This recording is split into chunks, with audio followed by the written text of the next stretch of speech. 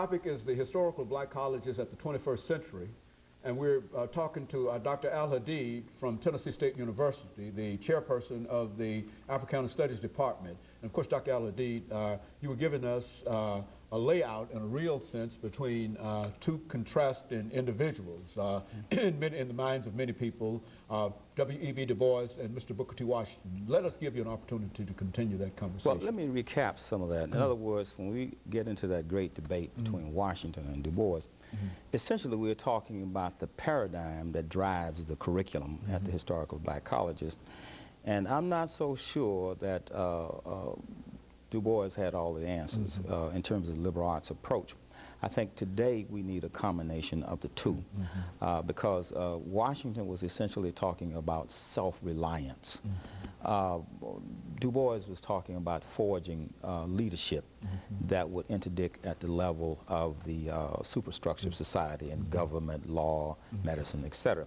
Now, let me go forward a bit more, too, and give a few statistics. Good. Now we're going to go from history to a little sociology. Okay, very good. It's reported that in 1950, 90% of all African Americans that got college degrees, at least baccalaureate degree, got them from historically black colleges.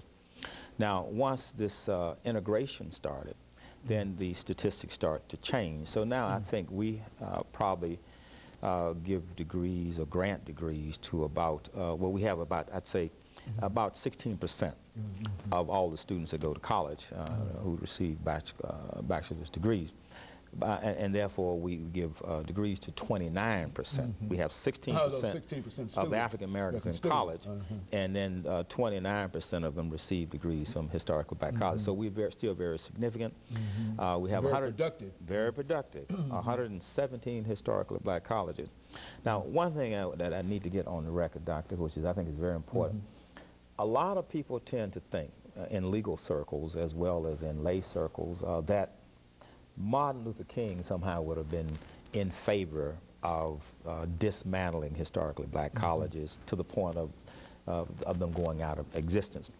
In the book that Dr. Lewis Baldwin and I wrote, which we talked about on one of your shows, Between Cross and Crest, let me just quote directly from King so we can get him on the record. King said here that there is no contradiction in believing in integration and supporting the Negro College Fund.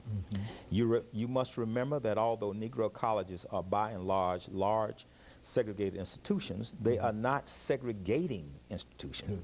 And see, that's very important when we look at the case of Tennessee State.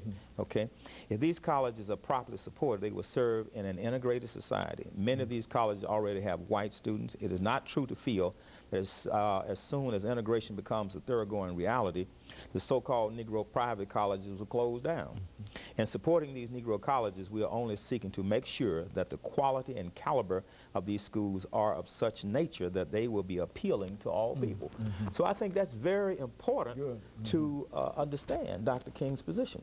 Because even today, a lot of this litigation that's going on in terms of desegregation, whether we're talking about the consent decree or the stipulation of settlement here and there, whether FAMU, Tennessee State University, they all tend to have the impression that the heart of the matter of desegregation is the existence of black colleges.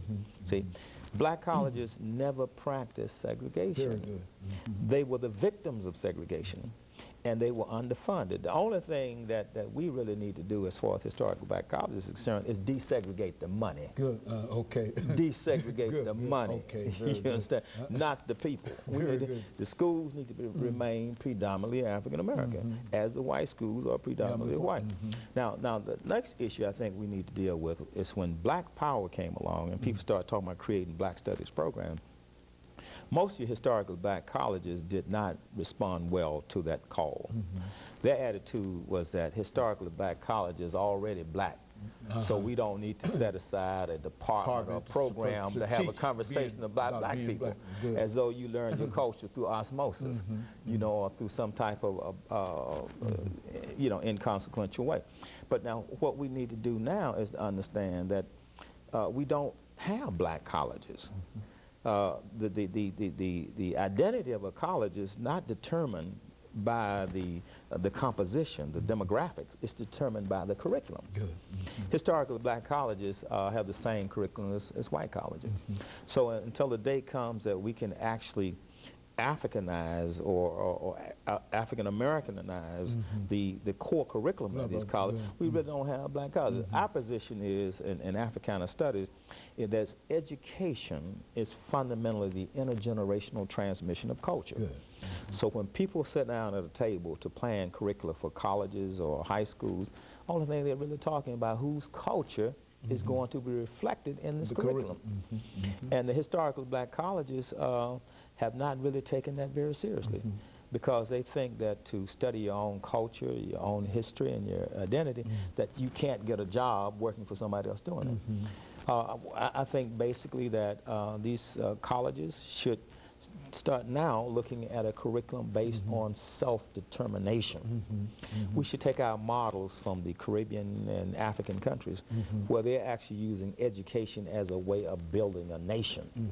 So we should use education in our community as a way of building our communities, not just advancing the status of individuals, but collectively developing a community. And we can start by developing the communities that surround these historical black colleges, because in most instances these colleges are on the wrong side of the railroad track, and they're surrounded by poverty, unemployment, crimes, and drugs. So we need to develop a curriculum in these schools so we can go into those communities, right around the borders of these schools, and develop them economically, develop them politically, develop them socially, and show that these can be model communities where African Americans can determine their own destiny.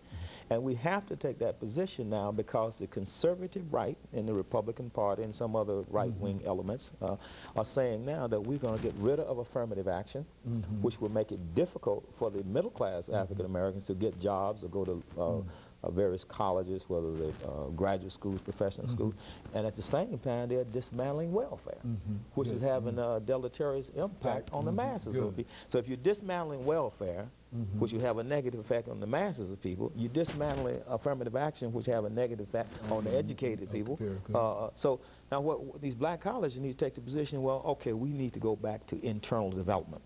The curriculum should be based on self-determination, not begging other folks to help us develop our own community.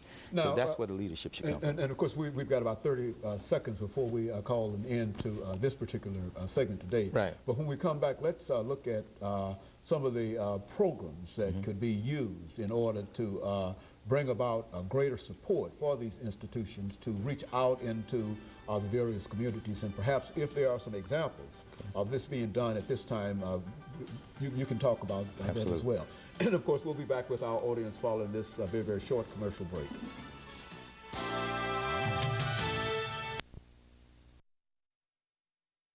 The topic is the